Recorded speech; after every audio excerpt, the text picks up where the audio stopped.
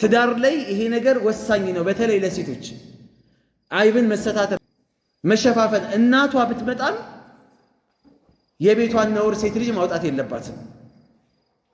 የሱም እናት ብትመጣ የሱም ቤተሰብ ቅርብ የሚመጣ የኑሯቸውን ሁኔታ ለአላህ ነው መስጠት ያለባቸው። አላህን ለምነው ዱዓ እያደረጉ ይሄንን ጊዜ እንደሚያልፍ እያሰቡ ይሄንን ጊዜ ማሳለፍ ነው እንጂ ብሶት ላገኘችው ሰው። አሁን ሴቶች አብዛኛው ሴቶች ይሄ ችግር ነው ያለባቸው።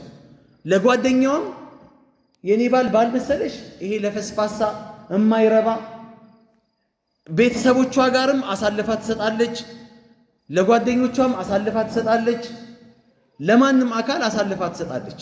ትላንትና የነበሩበትን ኒዕማ የነበሩበትን ጸጋ ይረሳሉ።